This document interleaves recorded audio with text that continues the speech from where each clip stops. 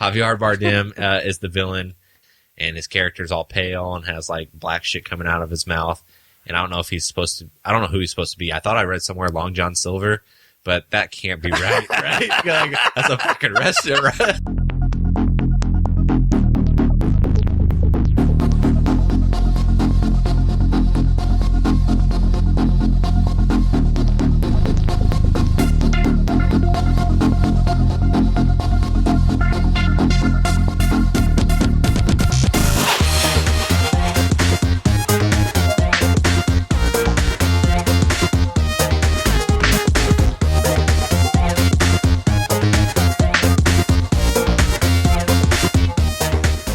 Hey guys, welcome to another episode of the Nerd You're Looking For podcast, a nerd culture podcast that discusses nerddom through various segments.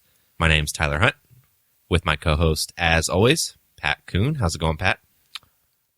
It's all right. Kind of annoyed.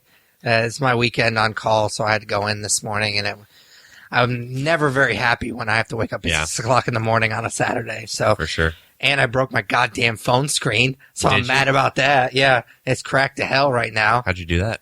I dropped it. That makes sense, but I'm going to make this story longer than I have to, just because that's kind of my style. But, I bought this new phone case, and I was super excited for it because I wanted a new phone case, but I wanted a fun one. And so I found this website that does, like, they sell like art prints, but they'll also like put them on t-shirts and phone cases and stuff like that. And I was like, it kind of looks like just a junky piece of plastic that they're going to do this cool design on.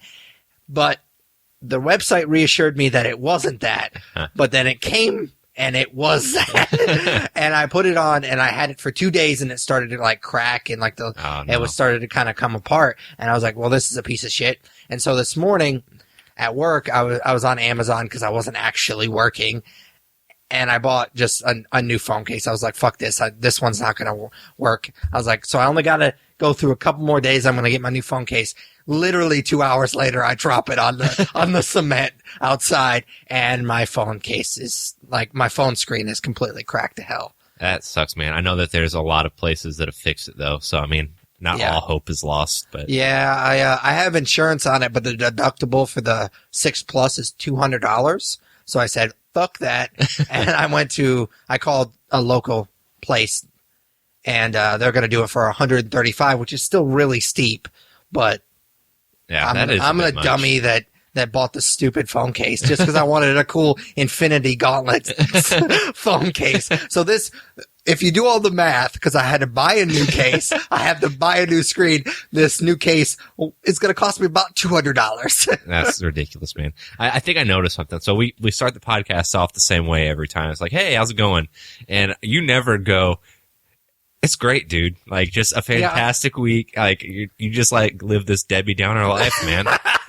I know, but I like to share some funny stories, and my humor is usually kind of laughing at my own misery. So that's typically the story that I want to share. That's fair. I'm just saying, like, I hope that you're okay and you're getting the help you need. If you're struggling.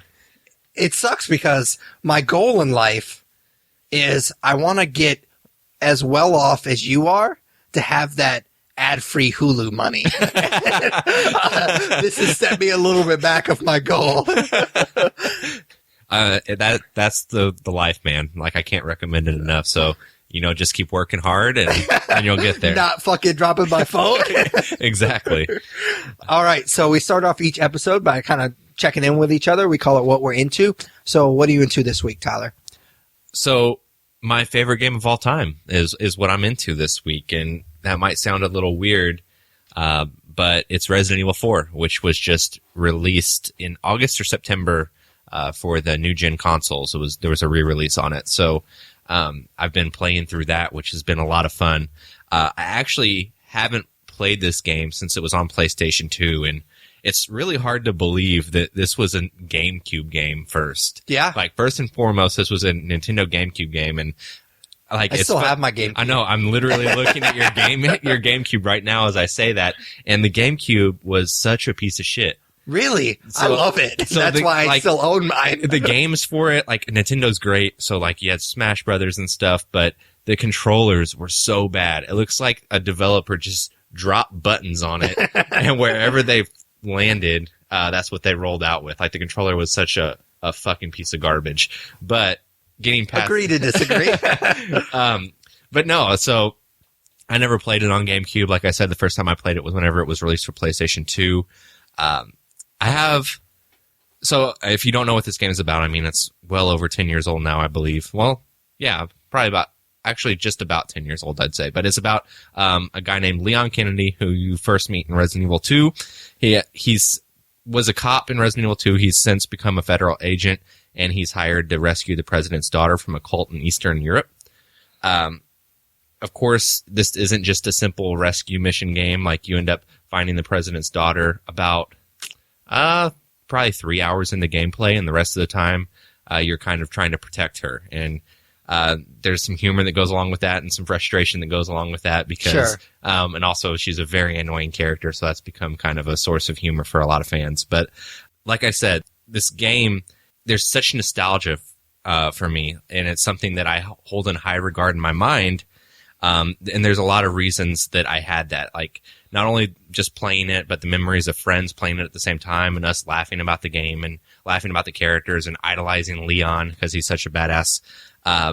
So I was kind of nervous to play it again, and I gotta admit that I was terrified at first because the controls didn't feel how I remembered. And like, I've had this happen with other games before. Like, you have like this thing in your mind and you just remember it as perfect.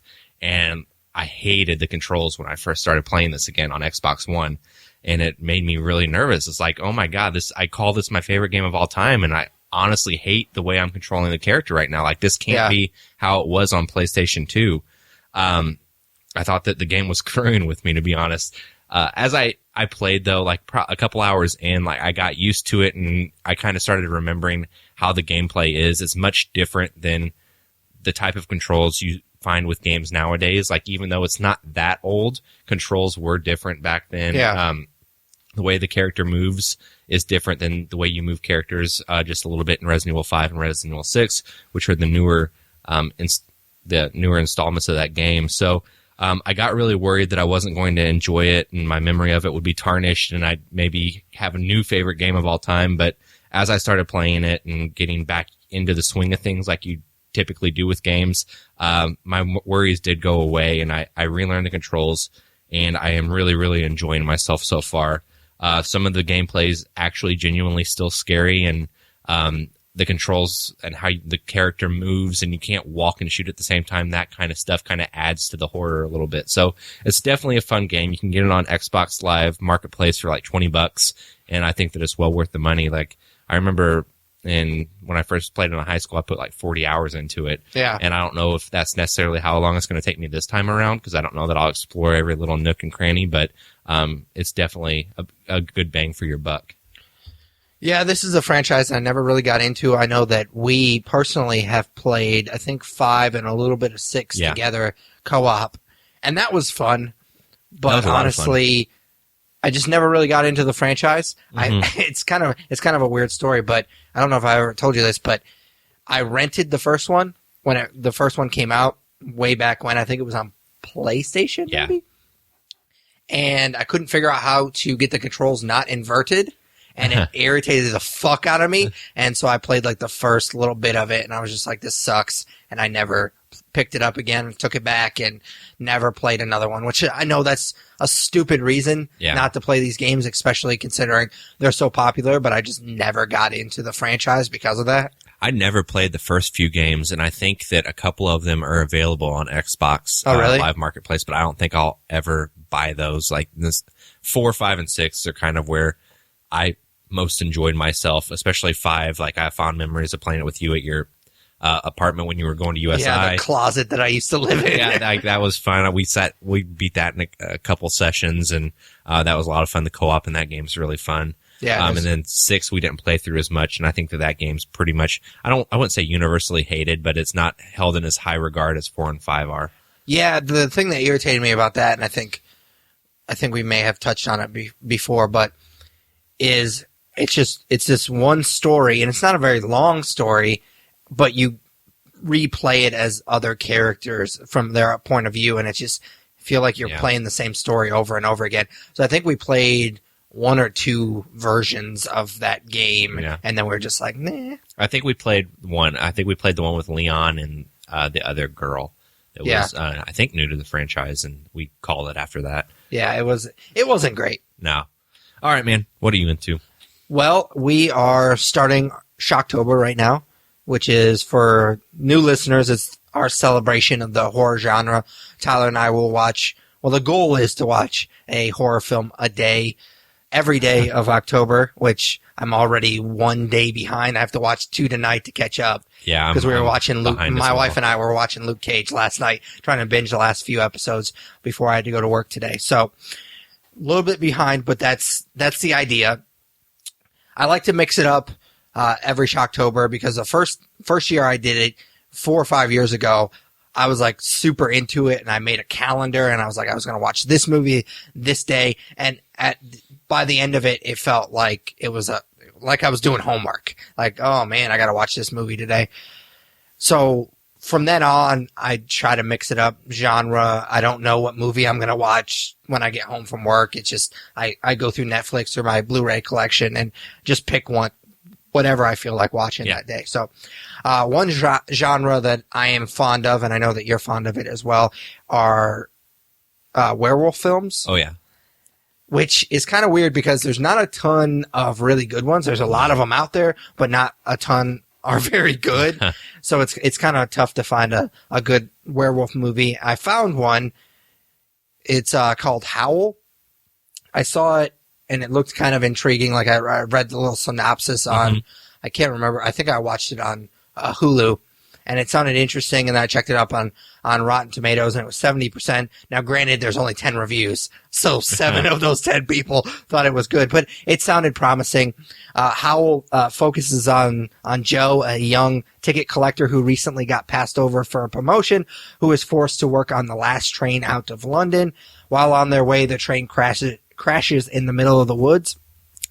It's directed by Paul Hyatt, which, if you don't know that name, don't feel bad, because I didn't know that name. I actually had to look it up, did some research. By research, I mean I looked up its IMDb page, and he's actually, that's the extent of the 5 minutes of research that I did for this segment.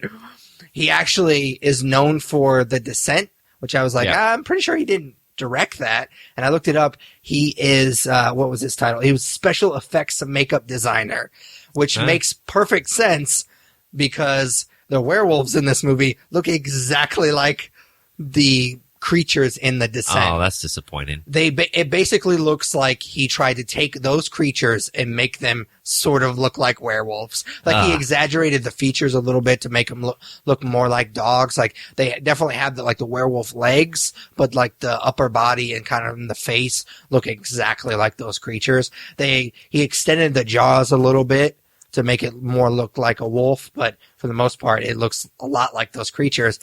I thought that was funny just because I was watching the movie and I immediately thought that, and then I didn't look it up until after the fact, and I was like, yeah, that makes sense.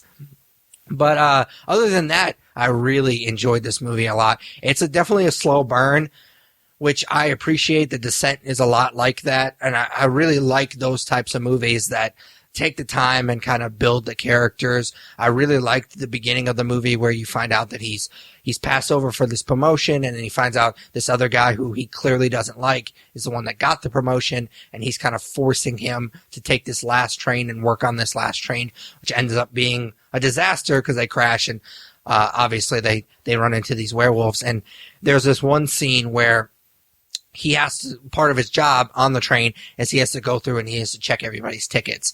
So it's just like this really quick, kind of clever way of him having to interact with all of these different characters. And it sets up the dynamic between the characters and him right off the bat. And those interactions obviously pay dividends later in the movie when the shit hits the fan and they have to kind of work together to fight off these creatures. And it's really great. I liked how it was really contained. It felt like a bottle episode of a TV show where you see them at the train station and then they get on the train and then they're on the train pretty much the entire time. And I really appreciated that. It allowed them to spend a little bit more money on the special effects, even though the special effects, the makeup and prosthetics and stuff did look a lot like The Descent. It was well done. I mean, it was kind of just, it was, if you haven't seen The Descent, they're going to look pretty cool. But other than that, it was a little bit disappointing. It actually reminded me of another film that I really like, Sinister, in the sense that it built really well. Like, it didn't blow its load really quickly. Like, you don't see the monster a ton in Sinister, and you don't really see the werewolves a ton until the last, 20 minutes of it. The last 20 minutes of it is just all werewolves, but it builds really well, and I really appreciate that. Yeah, I love werewolf movies, and like you said, unfortunately, they're hard to come by, at least good ones. Whenever I saw you posted this on social media, and whenever you did, I thought you meant The Howling, which is a movie I watched for the first time last year. Doesn't it have 16 sequels too? Yeah, and that movie was so forgettable to me, so it must have not been good, but it's one of those cult followed movies. Yeah. But so, anyways, long story short, whenever I found out this was a more recent werewolf movie, it's on Hulu, I'm psyched to watch it. Yeah. And then you just kind of bum me out with the Descent stuff. But I probably actually will watch this tonight for my Shocktober viewing. So yeah, I definitely suggest it. Other than the special effects prosthetic aspect of it, it's really solid. I enjoyed it thoroughly. So, we do Nerd Favorite at the end, and I have something else planned for Nerd Favorite, but I do want to ask you, favorite werewolf movie all time? Ooh. Do you have one? I want to say London, just because I love the comedy in that. I can't think of a better one than American Werewolf in London. That's why I was asking. Yeah. Yeah, I mean, I think that's the go-to. There's so many. There's Wolf, but that wasn't. I just like that because it's so fucking tongue-in-cheek. It's not good. You almost want to laugh at it. Have you ever seen that one? Where, I can't even think of his name. Fuck. He's a famous actor. God damn it. It's just called Wolf? Yeah, it's just called Wolf. Huh. Have you ever seen Dog Soldiers? No, I've heard that one's really good too. I like Dog Soldiers. That was something I saw for the first time in college, and I'm curious if it would hold up. But I know we went and saw Wolfman. Nicholson. Yes. God damn it! Why couldn't I think of his name? No, that one is not good. I watched it a lot as a kid and thought it was cool as shit, and then I watched it when I aged a little bit, and it's not good. It does not age well. It's pretty stupid. I remember we saw Wolfman together in the theater, and I remember you liking it a lot more than I did. I just thought the Jackie Chan werewolf thing was a little ridiculous. Yeah, that was ridiculous. I might actually try to watch that this Shocktober. I don't think I've seen it since then. Yeah. Cool, man. You ready to move on? Yeah, the next segment is just plainly called Comics. Tyler and I read a ton of comics. Not so much this week as far as I'm concerned, I didn't read a ton of comics this week, but we normally do, and we like to spotlight one or two a week. So, Tyler, what'd you read this week? I actually have not even been to the comic book shop this week. Oh, really? I was out of town for work for a few days, and I wasn't about to explore Cincinnati and find their comic book shop. I was more content in my hotel room. So I have not been yet, so I'm going to have to reach back a little bit and pull something else out that I read. So how often would you say I talk about a Batman comic on this podcast? Pretty much every other episode. Yeah, all the fucking time, right? And how many times has it been negative? 0 times. All right. Well, this is going to be my first negative Batman comic experience. So Detective Comics? No, actually. I mean, it kind of gets grouped in this what I have, but yeah. So right now, I would say all of the comics that fall under the Rebirth banner. I don't count All-Star Batman for that. So everything that's been part of that relaunch, I would say Flash is probably my favorite. So that means a Flash is better than 2 Batman comics I read. I read Batman and I read Detective Comics, like you said. And I think that both of these titles are stuck in a rut. Batman specifically is what I want to talk about. Issue 8, I believe. It's the first part of Night of the Monster Men. Yeah, I have not read it yet. Well, you're not missing much.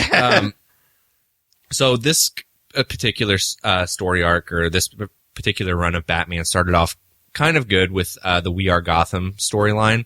It started off great, but by the time that it wrapped up in its 6 or 7 issues, it was really lame. So that overstayed its welcome, and then it led into this new storyline, which is Night of the Monster Men.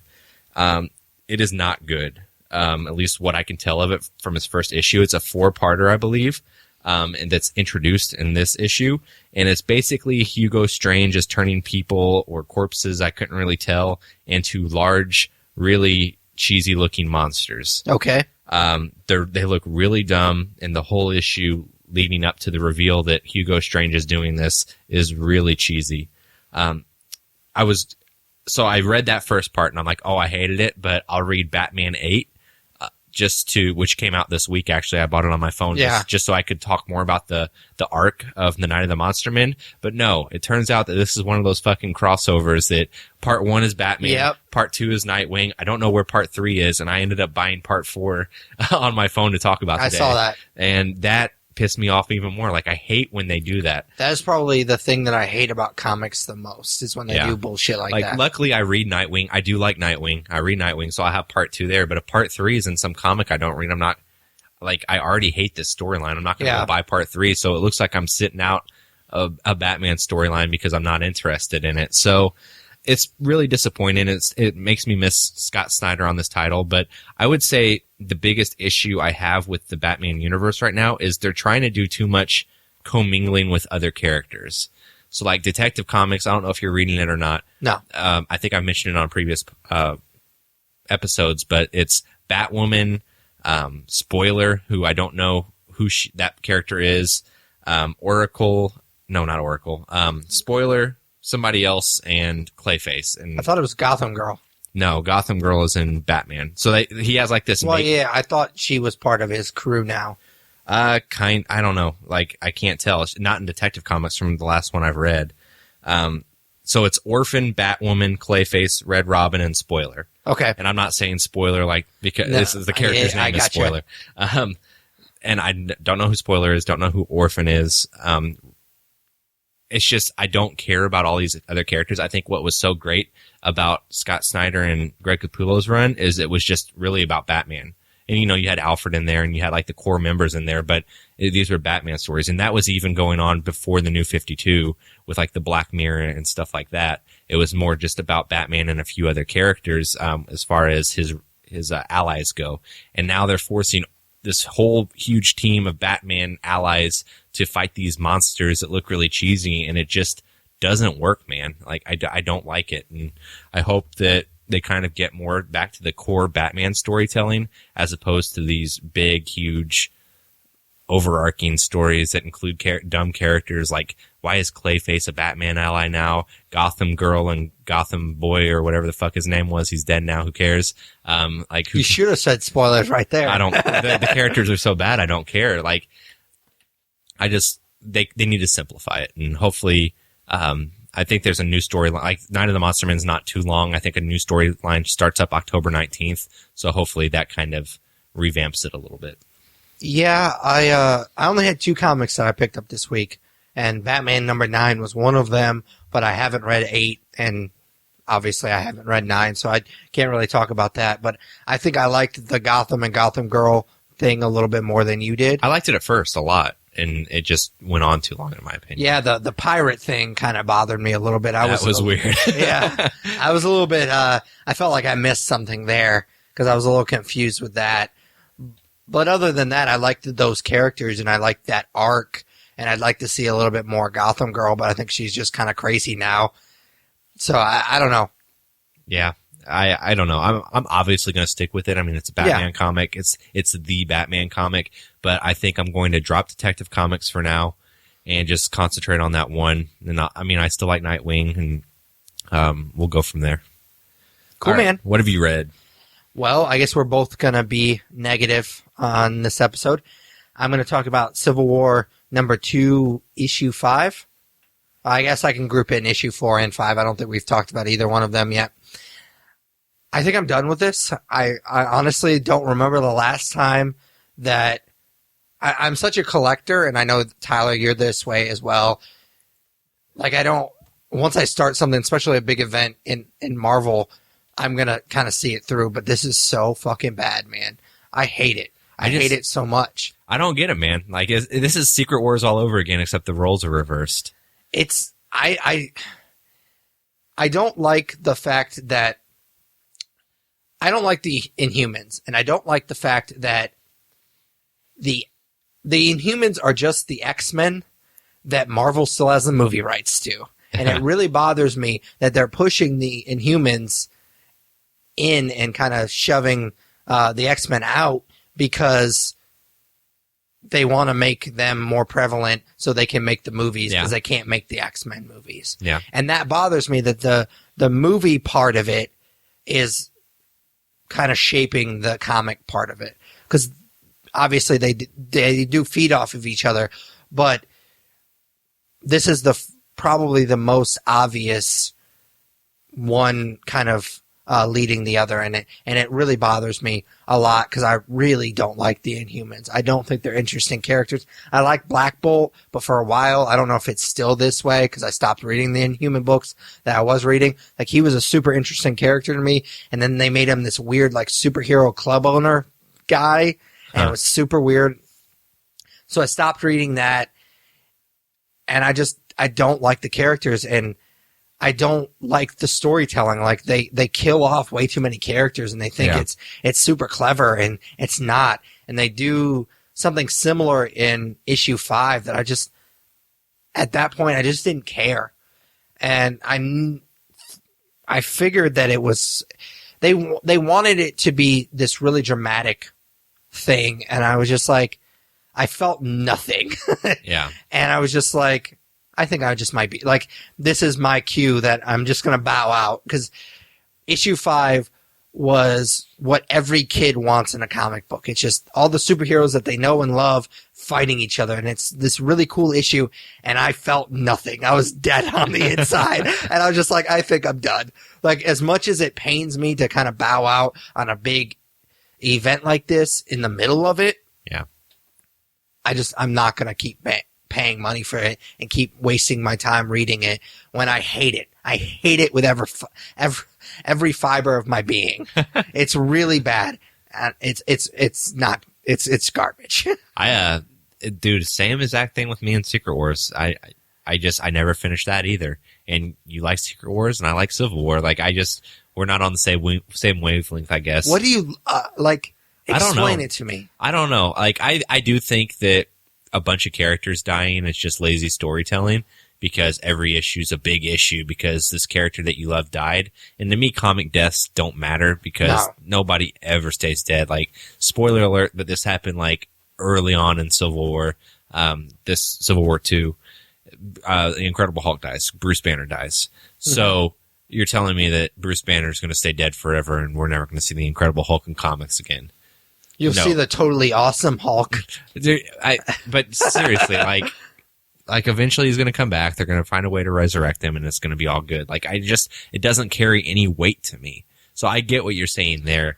I think I just like the dynamic between Captain Marvel and Iron Man, and I do like the event stories that bring characters together and they all fight in Civil War 5. Yeah, and that's one of the reasons why it's so disappointing is they had so many different things that they could have done.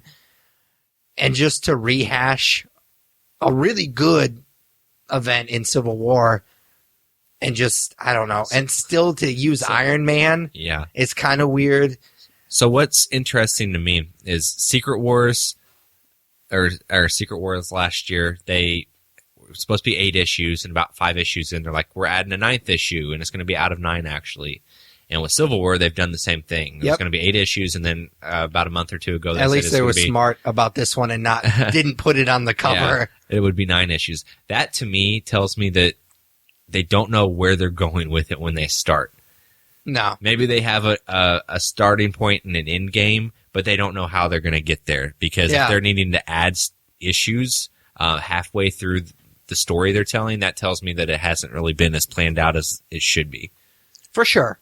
So I get what you're saying. Like, I've had the same exact frustrations last year with Secret Wars. I don't know. Just Civil War has been okay for me.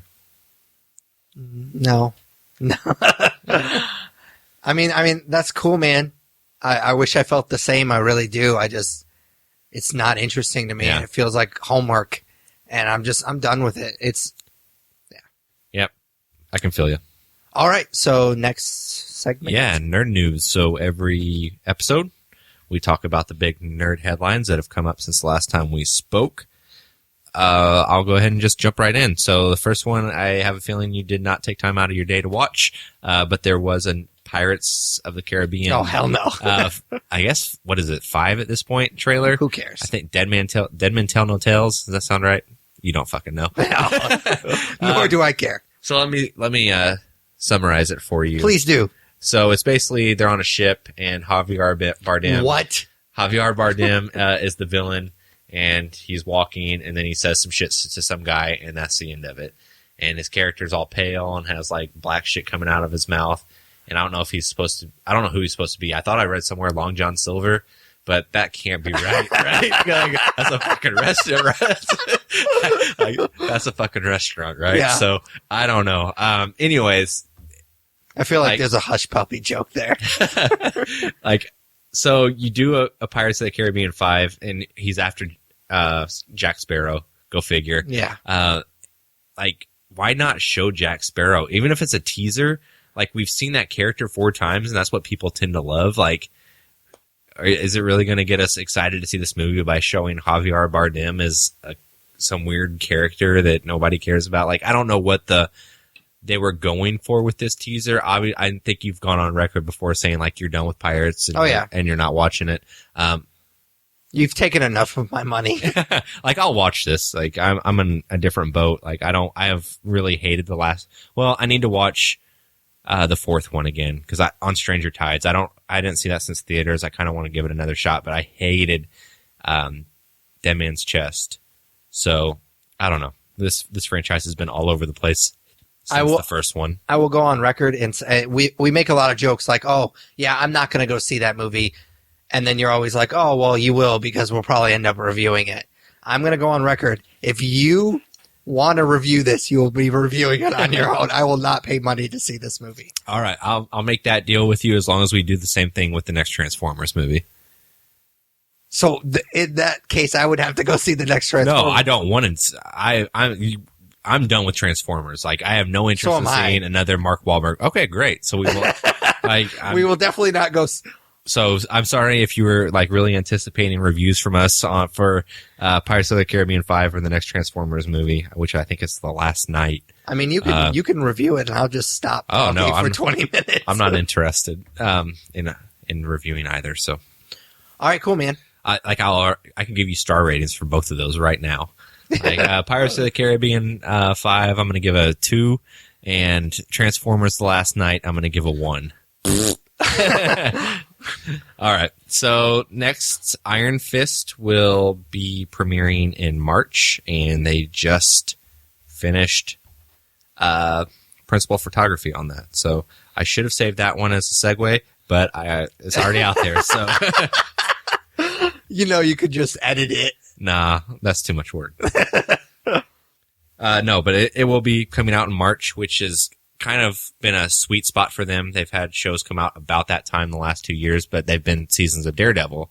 So who knows when season 3 of Daredevil will be coming, probably 2018 or after the Defenders, but March we'll get Iron Fist. Yeah, I'm pretty excited about this one. It's not a character that I know a ton about. I do read Power Man and Iron Fist, and I really enjoy it. And we'll talk more about this when we get into our Luke Cage review. But I expected Luke Cage to be a little bit more kind of loosey-goosey, a little bit, a lot more humor, just judging by the teaser trailer that we got at the, was it second season of Daredevil on Netflix. If you just don't click out of the last episode, it just automatically plays. And I was really looking forward to it because I thought it was going to be a lot more humor. But after reading Power Man and Iron Fist, that comic, it seems like it's Iron Fist is a lot funnier. Like he's kind of the comedian of the two. So I would like to think that there's going to be a little bit more humor in that show.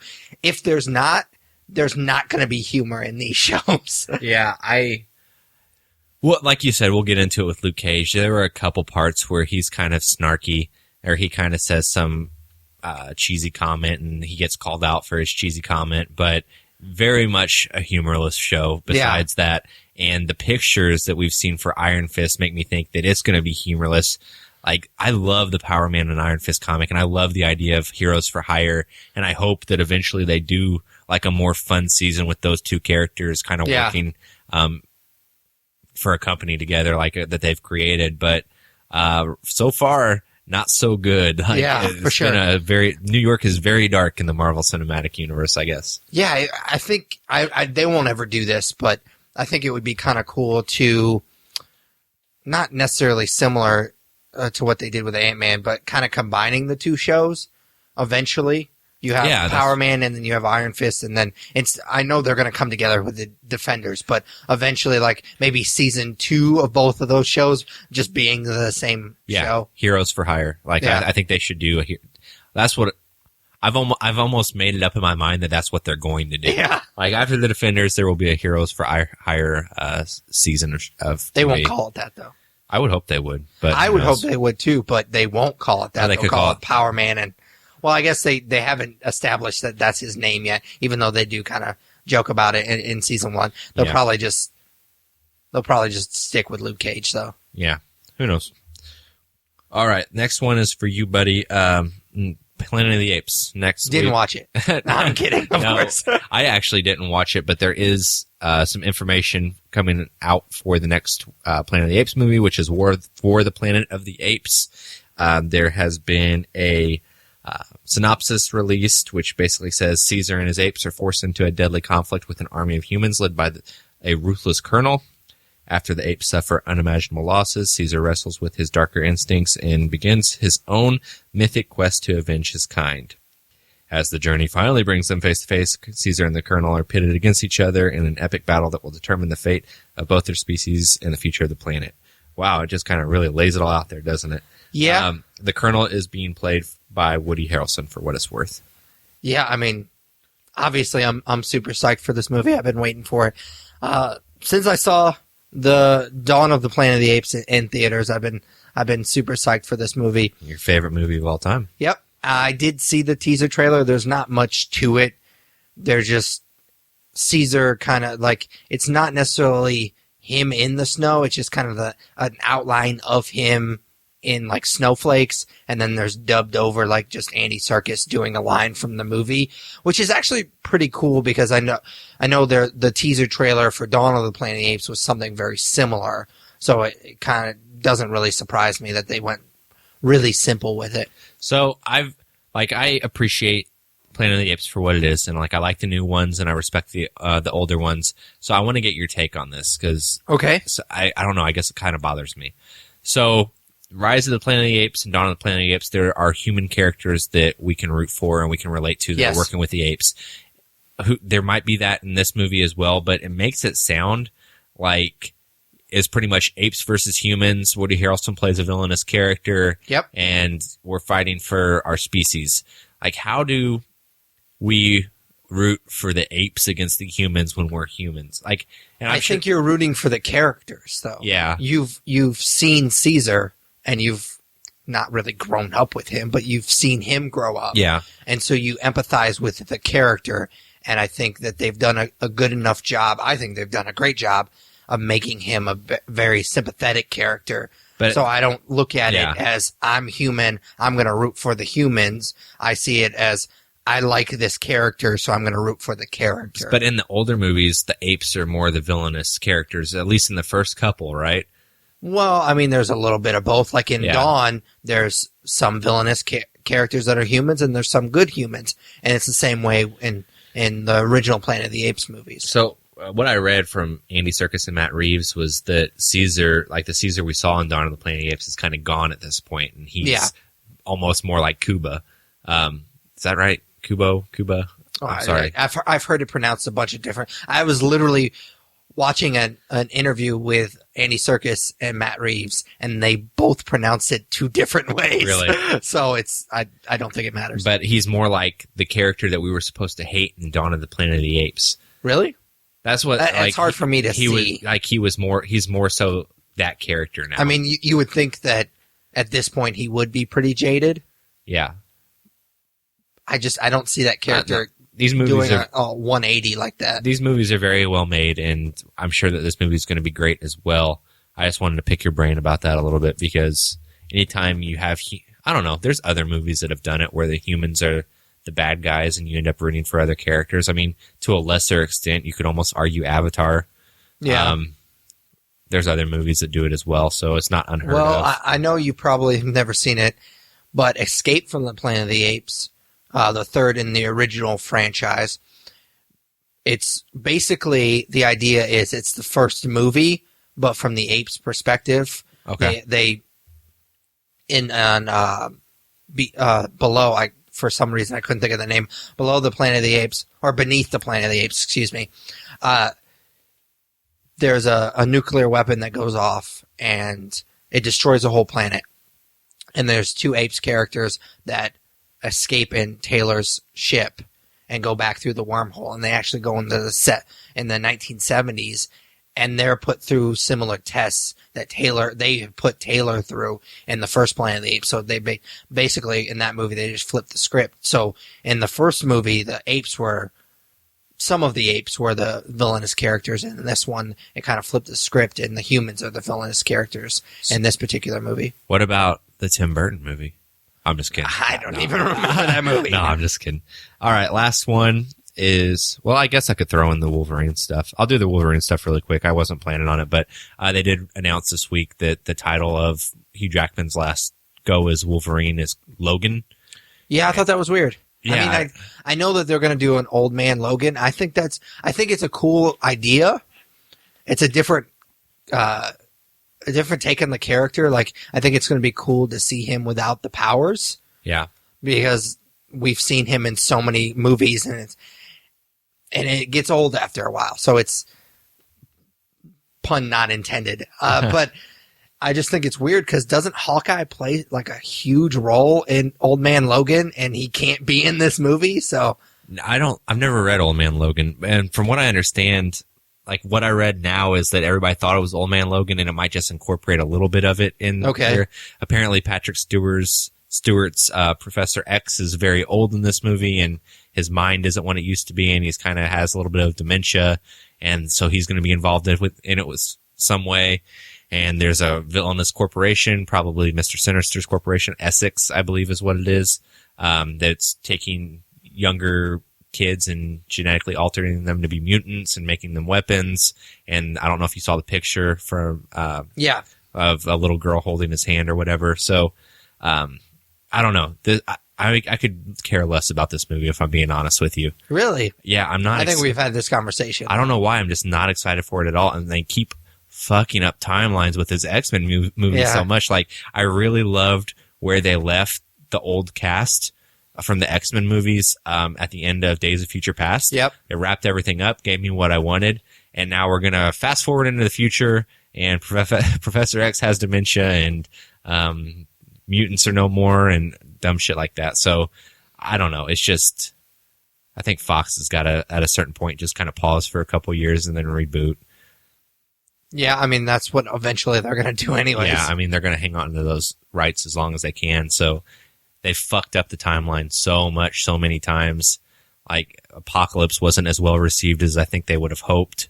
So at a certain point... That movie was garbage. At a certain point, they're going to have to just kind of reset things. For sure.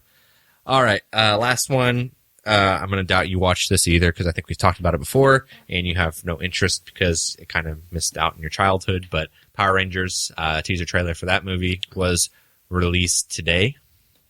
I did not see it. I watched it, and it very much is a teaser, but it wasn't a minute and a half though. It was like 2 minutes. Oh, really? That doesn't show anything. Like, it shows the kids. It shows them find the little coins or whatever. I'm sorry. I liked Power Rangers when I was little, but I don't know what anything's called anymore. The little coins. I doubt they're called the little coins. The little coins. But you don't even like the payoff of the trailer is like one of them starting to morph into their suit. So you don't even see the suits in the trailer. Yeah. You see Rita Repulsa played by Elizabeth Banks very briefly, but I like the feel of it. I like the tone of the movie, so I'm excited to see it. I don't know though. It's it's a nostalgia thing. Like, you go back and you watch that show and it's garbage. Like, there's huge fans of it that love it to death still. But come on, it's a garbage show. So there's going to be some nostalgia that'll be fun with it, but I'm curious to see if they can do this seriously without it being cheesy. Yeah, it's one of those things, and I'm sure we've had this conversation before, where I really don't care. Like, it's not that I get that it wasn't my thing and that somebody else really liked it. Like, a lot of people liked it. Just like I'm sure that people don't get Ninja Turtles the way that I do. It's just one of those things. I got into that and just didn't really get into Power Rangers. So I get that. I'm not saying that I'm smarter or better or whatever. It wasn't my thing. But I like the fact that now that we're getting into the nerd culture being so prominent, that we're getting all of these reboots and stuff like that. So we're getting movies that aren't necessarily franchises that I care about. So I can kind of relax a little bit. Like, War for the Planet of the Apes I'm going to be pretty nervous about that one. This one I could care less about. Like, I'll go see it, but I'll rest easy. Like, if it's bad, I don't care. If it's great, then it's a plus because I didn't really plan on it. Yeah. Okay. Well, that's all I have for Nerd News, man. Yeah, you really should have saved that Iron Fist stuff so we could segue smoothly into our Nick Cage review. Nick Cage. Why did I say Nick Cage? We're doing a Nick Cage career retrospective. Oh, that'd be He did, the rumor has it that he did take his last name because of the comic book character. I mean, he's a huge comic book fan, so... Yeah. There's your segue, you dick. I did that on purpose. I want to say he... are you being serious then about his last name, or did you make that up? No, I didn't make that up. Okay. I mean, I don't know if that's true or not, but that's what I heard. I heard he has a Ghost Rider tattoo that he had before he played the character, and they had that's embarrassing. Like, they had to cover it up for him to play Ghost Rider. Yeah. But anyways, Luke Cage. Yeah. So Luke Cage, if you don't already know, if you've been living under a rock for the last week or so, it's the new Netflix series based on the Marvel character of the same name. It's created by and I'm probably gonna butcher this. I'm just gonna go for it. Chio Hodori Coker. I can't help you out with this one. Yeah, sure. I'm sure I butchered that, and I apologize. But it stars Mike Coulter as Luke Cage, whose escape from prison has left him with superhuman strength and bulletproof skin, which he uses to reluctantly fight crime. The first season was 13 episodes. It was about 45 minutes to an hour each episode, and they were released on September 28th. As always, with these TV reviews, we're going to treat them very similar to our movie reviews, except for the last bit, we're going to talk about a couple of notable episodes from the season. So we won't go through every episode just because that's going to take forever. But we will start off with broad strokes. So how'd you feel about this? So as I wrote kind of my notes and my thoughts down, they're honestly mostly negative. But all in all, I will say that this is another strong season of a Marvel show. Compared to a lot of other shows on TV, this is a really strong season. To me, it just doesn't reach the bar set by like Daredevil. We never reviewed Jessica Jones on our podcast, but which is good because it would have been like 3 months after it came out. Yeah, I know. It took me a while to finish that too. I will say I think I liked it more than just. Yeah, I for sure liked it a lot more than. I liked it more than Jessica Jones, but it didn't reach that Daredevil bar for me. It's not perfect. It's a little bit style over substance, in my opinion. I'd agree with that. But in the end, it's a good show, and it's a good setup to the Defenders and the future adventures with Luke Cage. If they incorporate Iron Fist, like we were talking about earlier in the podcast, I think that's going to do the character good, because I don't know how many seasons of just him you can do, because, again, very beautiful show. Harlem's beautiful. The environment's beautiful, but I think that they went too much after the feel and not enough after the story. Yeah, I agree with a lot of things that you just said. When the powers to be announced that they were going to do this partnership with Netflix, Defenders with first it was Daredevil, then it was Jessica Jones, and now Luke Cage. I was excited, but honestly, like I was mostly excited for Daredevil, because out of those two characters, that was the one that I was most interested in. Oh, for sure. Jessica Jones and Luke Cage, I didn't really know a ton about, but then I guess they announced it like 3 years ago. I mean, I was for sure into comic books at that point. Like, it's probably been 5 years since I really started reading comic books again, like I used to when I was younger. But I still didn't know a ton about the characters. But as I've kind of expanded my horizons and whatnot with comic books, I've read a little bit more. I still have not read a single issue of Jessica Jones, anything like.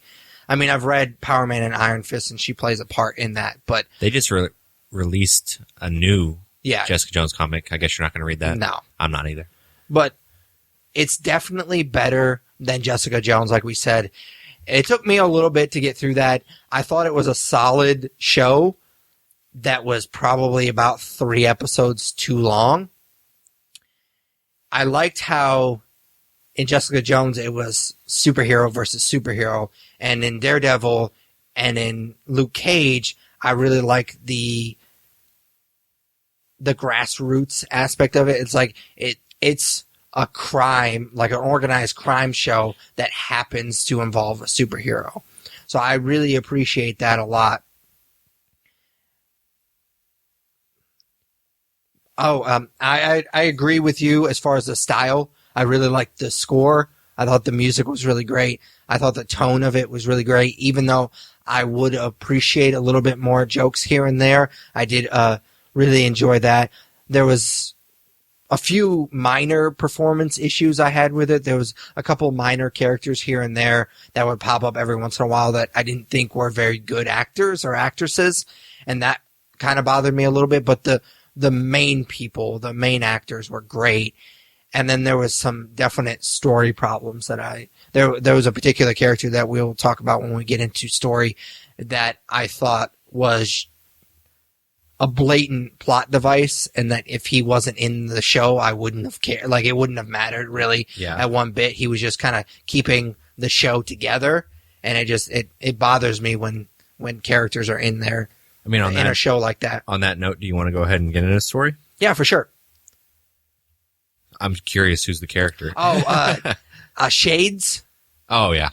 He is literally, at one point, he is used as a link from, he introduces Diamondback, and he's our only link to that character. Yeah. And eventually we're going to get to Diamondback, whether it's the end of this season, which, spoiler alert, it turned out to be, or next season. So eventually he was going to be our tie to that.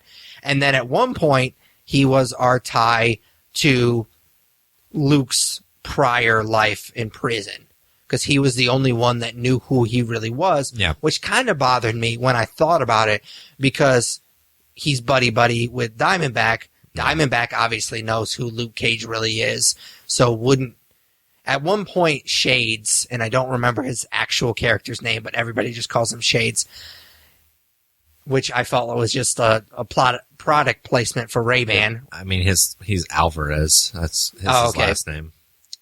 He says when he sees a video of Luke Cage, he says his name like he was surprised. Oh, he should be dead. Wouldn't you think Diamondback have already told him? I don't know, man. I don't that's kind of what I said. I think they were definitely just going for substance over story. I don't know that the writer of each episode talked to each other too deeply. Yeah, for sure. So that really bothered me. I don't like when shows do that, where it's clear to everyone, like, you're only in the show to keep it go. There's no real development with the character. Yeah. There's a point in the show, especially the last couple episodes, where there is almost zero use for that character, except for a really cool elevator scene. Other than that, there is really no use for that character after about episode 9 or 10.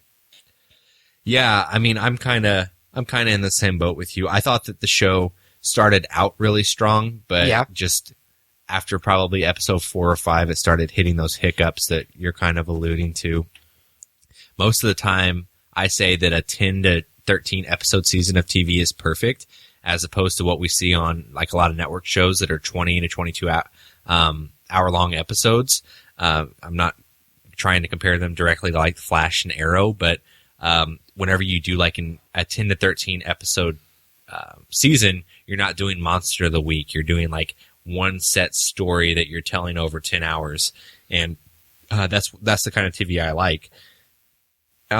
This show, to me, it's 13 episodes, kind of like what you were saying with Jessica Jones. It would have been much better as 8 to 10 episodes. Even 8, I think, would have been really solid. I mean, with a show like this, you know what the end result is most likely going to be, and any curves or plot twists that they throw in there are just hurdles to get to the end result.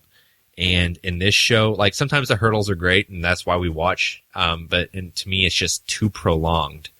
And it was the same thing with Jessica Jones. Like, you get to a certain point in the season where it's like, oh, well, obviously this character could just end it here.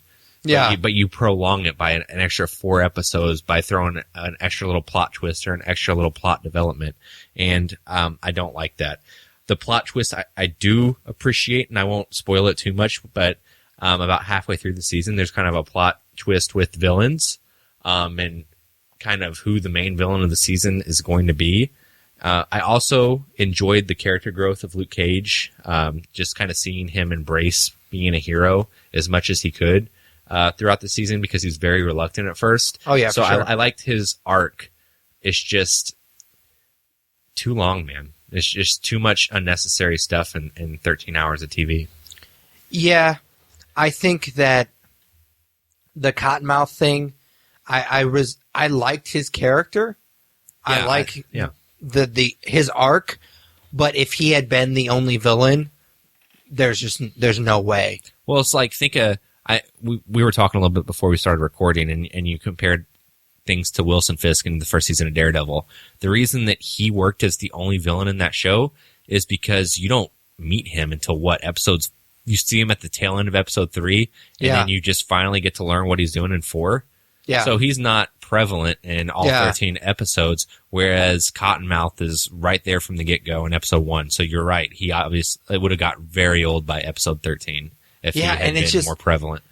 Luke Cage has such an advantage over him anyways. At any point, he could just storm in there and end it. Obviously, him being the good guy, he's not just going to go in there and snap his neck. Yeah.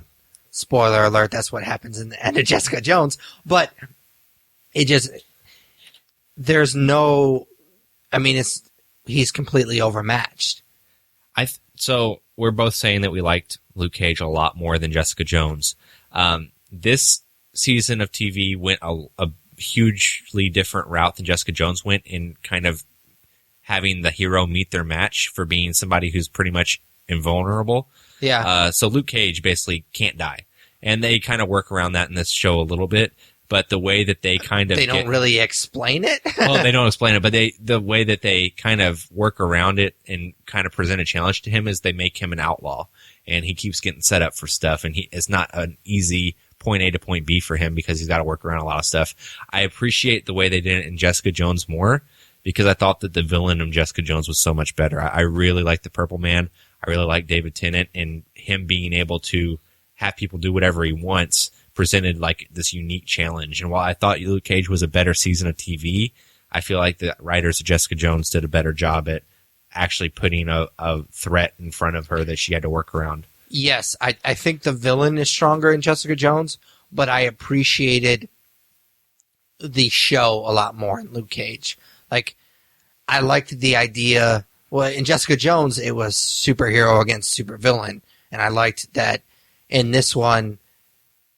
And a lot of times when they decided they're going to make a superhero movie or they make a superhero show, I think a lot of times that's the only reason they're making it is because they have this character. Yeah. And I mean, don't get me wrong, that's why they made this show too. But I like the fact that when these shows or these movies have this strong foundation, and I think this show did, like, they had an interesting story. It's a really cool organized crime story that just so happens to involve a superhero. Yeah. So I appreciate that. In Jessica Jones, it is cool. It's superhero versus supervillain. And I do agree with what you said. It's in Luke Cage, it's different. And I appreciate that it was different. Cool. So, I've never been to Harlem.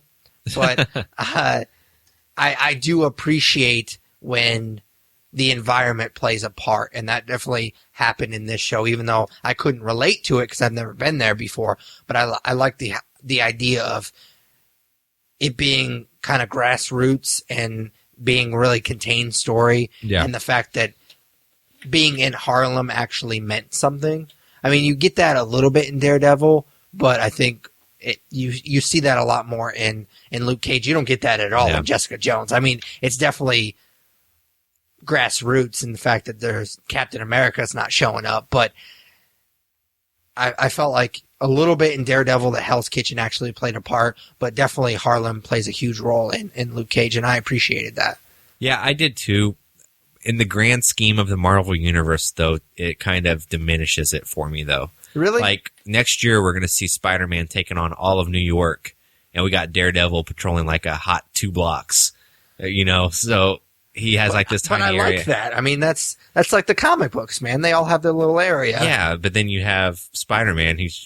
Why can't he just do it all? Like, I don't... Because he can't do it all. But he does it all the time. He's got to take pictures. He's got to pay the bills. So, like, basically what I'm getting at is towards the end of Luke Cage, shit starts hitting the fan, and there's a hostage situation at a club and all sorts of crazy stuff all over the news, and Daredevil's never like, I'll go up there and help and see what I can do. He's just like, sorry, not in Hell's Kitchen. Like, I got my area. I'm good. Like, why doesn't I really doubt? Honestly, or even Jessica Jones. She knows Luke Cage. She's not like, that's a better example. He could maybe use some help, and I'm just as strong as he is. So, maybe I could go help him fuck some shit up. So I don't where's she at? Yeah, I mean, that's a good point. I actually expected her to show up at some point, and then that never happened. I was a little bit disappointed in that.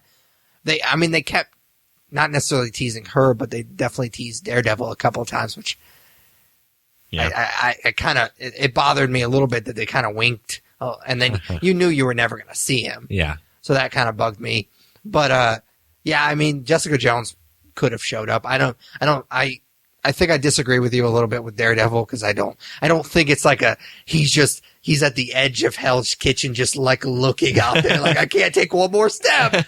I don't think it's anything like that. He has his own shit to deal with. Yeah.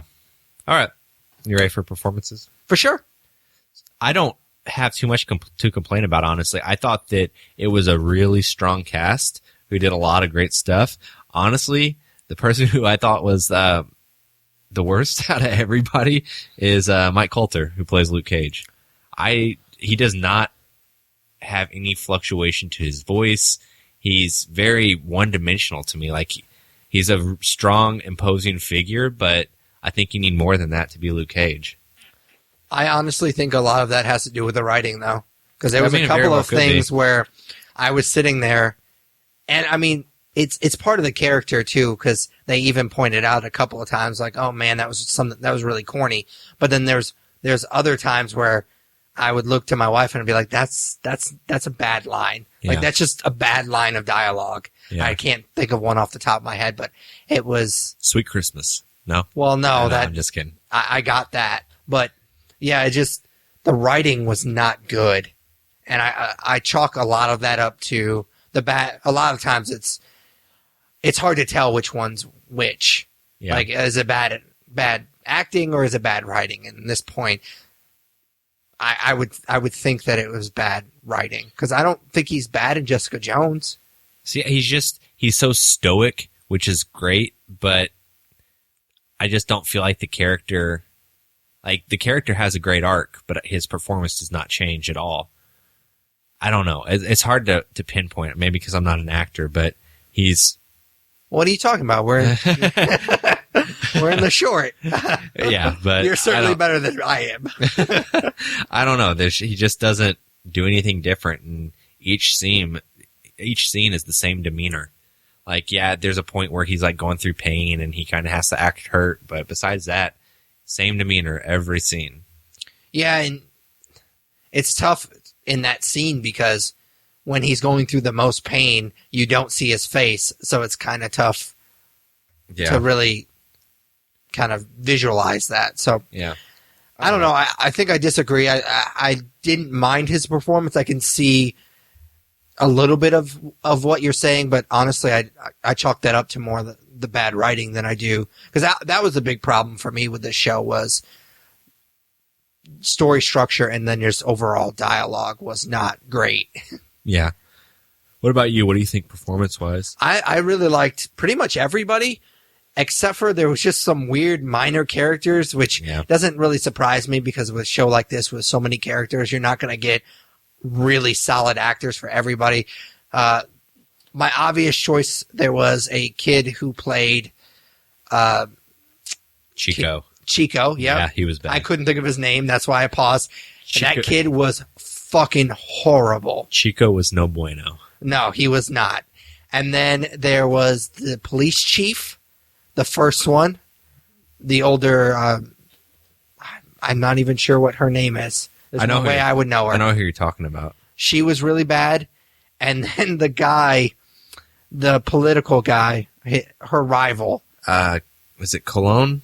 Something like that. He was god awful. There was a scene where he's confronted with the main villain, Diamondback, and he's supposed to be scared. Yeah. And it just looks like he's smelling a really bad fart the whole time. It's really, really bad. So those are the kind of the standouts as far as the negative is concerned. I really liked Diamondback, the guy that played Diamondback, only because you see him in such small doses. Yeah. He played crazy very well. Yes. And I think that even though they were pretty weak villains and I didn't really necessarily like their motivations, him and Cottonmouth, I think that they blended them really well, because if you had a whole season of Cottonmouth, it would have really been bad and it would have overstayed its welcome really quickly.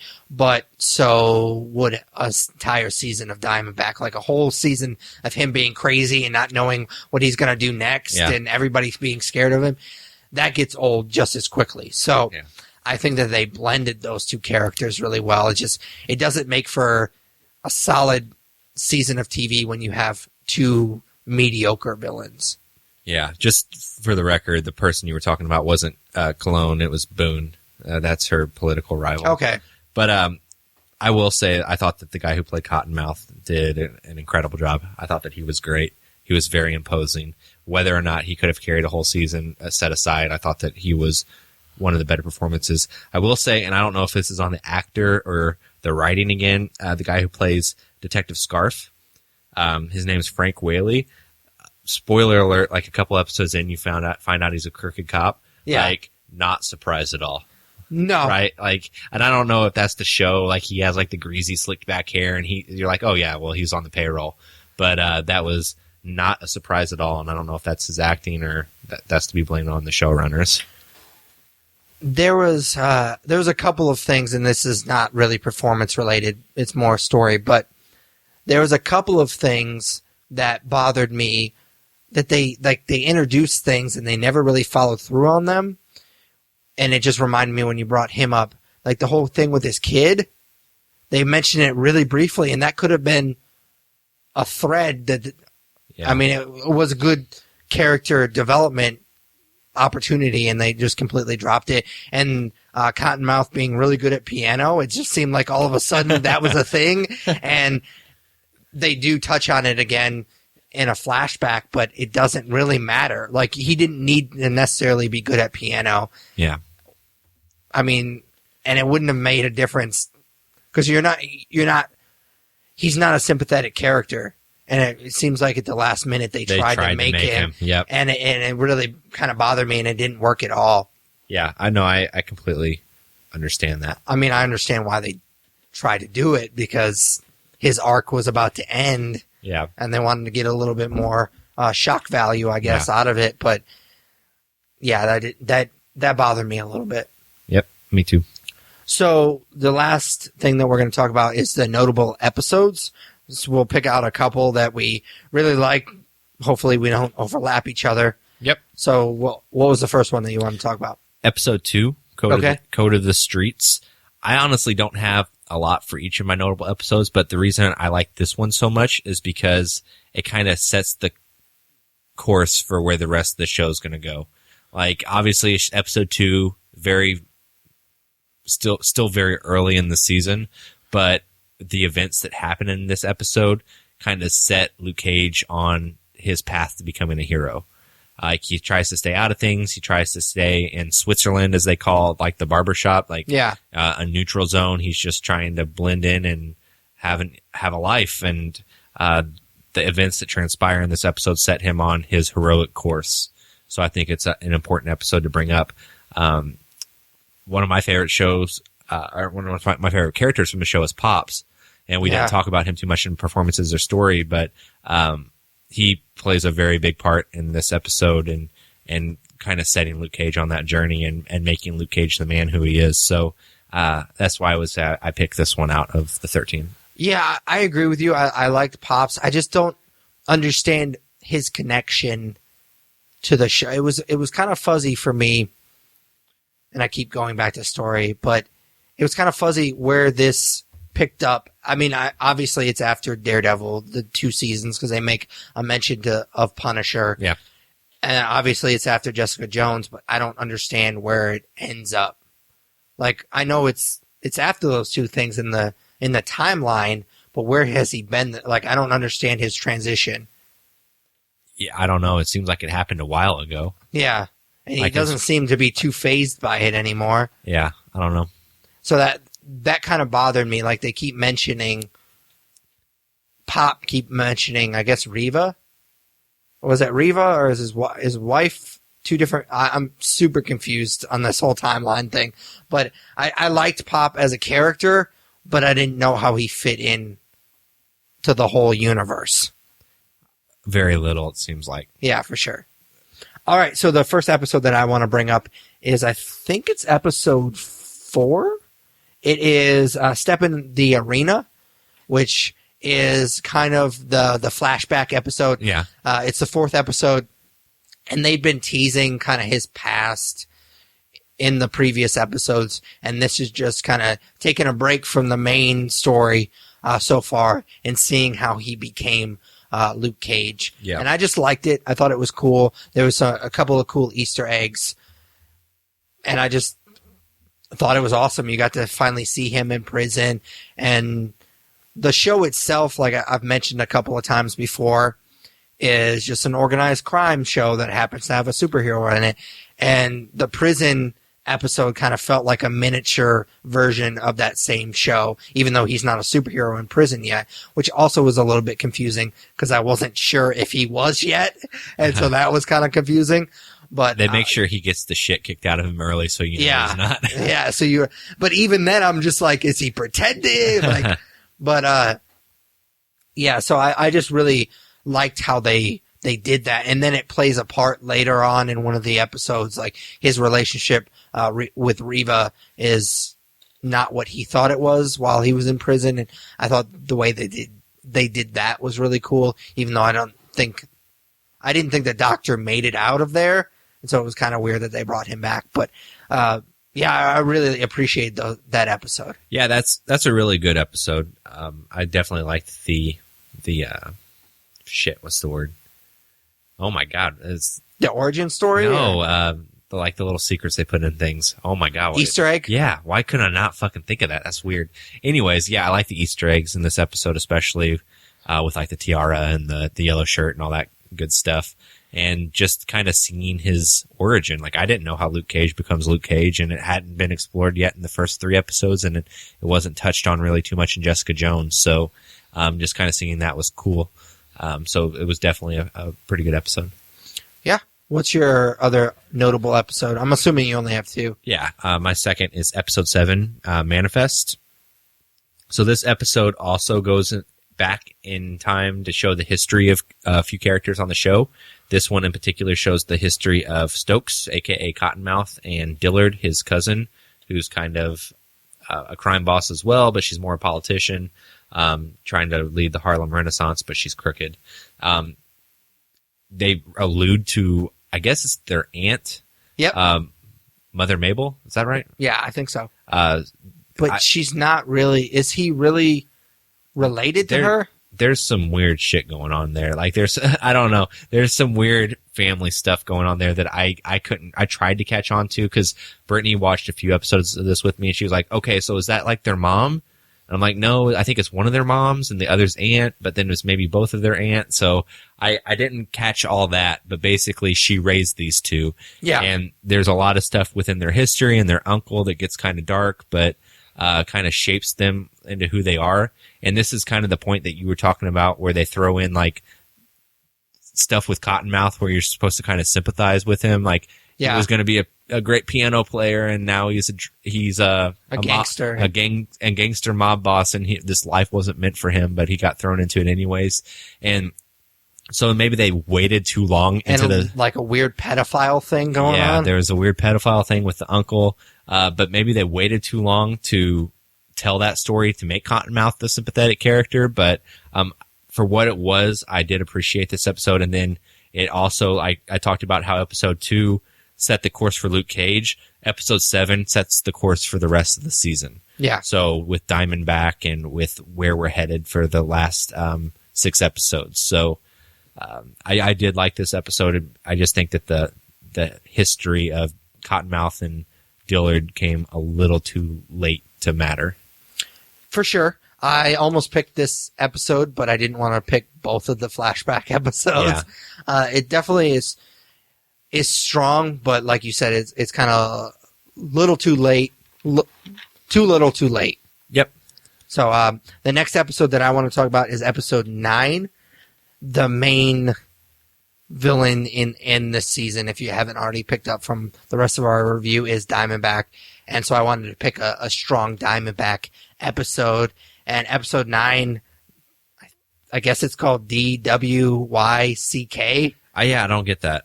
I don't understand what that's a reference to, but there's quite a few things that I apparently missed in this season. But I like I said, I like his character in small doses, and I think his character works the first few episodes that you see him, and then it kind of wears a little bit towards the end. But this is by far the best Diamondback episode. I just love how he plays it in small doses. And I like the cliffhanger at the end where he says that he's his brother, but he doesn't really know if he's his brother or not. So I appreciated that a lot. I like the character in small doses, and I thought it was a cool episode. So for what it's worth, DWYCK is a song by Gangstar. Okay. I've never heard of it, but apparently people have put together that it stands for Do What You Can, Kid. So I don't know if that's accurate or not, and I don't know how that relates to this episode, but that's what the internet says. Okay, cool. As far as this episode, in my opinion, like it's fine. I thought that the 2 or 3 episodes where Luke Cage is hurt and hobbling around kind of dragged on for me and all blended together. I didn't really like it as much, but the cliffhanger was worth it, and then it also set up for the last few episodes really well. I just liked him chasing after him. Yeah. And I thought we had seen him go after Cottonmouth this whole season, and like we said earlier, he couldn't do anything real about it because Luke is bulletproof, and so there was not a whole lot he could do about it. And so I like the fact that for the first time in the season, somebody had the upper hand on him. Yep. And it just sets the precedent of Diamondback really well. Yeah. Even though it does, his personality kind of wears at the end. But I liked the beginning of him in this season. Cool, man. All right, so star rating. First season of Luke Cage. I'm going to go 3.5. All right. I will also go 3.5. Cool. All right. So I don't know why. I was very indifferent to this season. Really? Yeah, like I feel like that about Jessica Jones. And like I like this a lot more than I like Jessica Jones. I think both of us were very invested in the Daredevil seasons, maybe because that character is more well known, but I don't know. I was just kind of indifferent, and this season doesn't end like on a happy note like some of the other seasons. Like there's some cliffhangers, there's some questionable stuff going on with the characters. It drags a little bit, especially that last episode. So, and I didn't care that it didn't wrap up neatly. So, I don't know. Yeah, 3.5 pretty much on the nose. Like, not as great as the Daredevil shows, but not terrible by any means. Yeah, it had some problems, like we pointed out, but everything around it was really fun and really cool and well put together. Cool. All right, so let's put a cap on this episode. All right, so every episode we end with a nerd favorite where one of us asks the other what their favorite blank is. It is my week to go. So I am going to ask you, you kind of fucked me up a little bit with your what you're into, but I was honestly just curious what your favorite Shocktober viewing so far is. We're a week into Shocktober, and I have some catching up to do. Like, we've talked about how we want to do one movie per day in October. For me, that's not realistic because there's just going to be days where I can't. So I strive to do 31 movies in 31 days. Okay. I've done a few so far. I got some catching up to do this weekend, though, and I want to know what to watch. So I'm curious what your other movies that you've seen that you really like so far are. I'll give you a sec to think, since you can't pick Howl, obviously. Mine so far is The Invitation. Okay. Which is a movie on Netflix that I really dug. It's not necessarily scary. It falls into the horror thriller genre, but it's about this guy who runs into, you don't see this, but it's assumed that he runs into his ex-wife in a supermarket, and he gets invited to like this dinner party and is told to bring his current girlfriend, and he shows up and it's like all of their friends from their past, and he kind of walks around the house and you learn about his past relationship with this lady, and they had lost a child together. Like, whenever he was 7 or 8, he gets killed at a birthday party, accidentally. Whenever somebody's breaking open a piñata, he gets struck in the head, I guess, with a baseball bat. And throughout his night at this dinner party, weird things are kind of happening, and he's not very trustworthy of his ex-wife or her current husband or boyfriend. They have like these two weird friends at the dinner party, and who he's very untrustworthy of, and you don't know if he's just paranoid, and he's dealing with the grief of losing his son still and being in the house that his family lived together, or something actually is sinister that is going on. And the payoff for this movie is great. Like, the climax is fantastic. The build up to it's great. It is definitely one of those slow burn movies where it takes a while to get to the payoff, and whether or not he's going crazy or something actually is going on with the dinner party. But I really love the payoff, and I really love the end quite a bit. So I would definitely recommend fitting The Invitation into your Shocktober viewings. Cool, man. I might do that. I have 2 to watch tonight because I had to get Luke Cage out of the way, so I had to skip yesterday. So I have to catch up as well. So I might watch that one. Cool. That sounds cool. I've heard good things about it, and I've been wanting to watch it. So I might your recommendation might be my excuse to go ahead and finally watch it. Like you said, I can't use Howl because I can't double dip because I talked about it with what I'm into. Would Howl be it? Yes. Okay. I've been watching a lot of things I've already seen, and Howl, I think, might be the only one I've watched so far that I hadn't already seen prior. Gotcha. So, I mean, obviously, it was awesome, and it's the easiest one to pick because I hadn't seen it before. But I will actually go with Mama, which is a movie I hadn't seen in a couple of years. I think we actually saw it together in theaters. Yes, we did. It came out in January one year. Yes, and I really love this movie. It is fantastic. I wouldn't necessarily put it up with Babadook, but it is definitely creepy as fuck.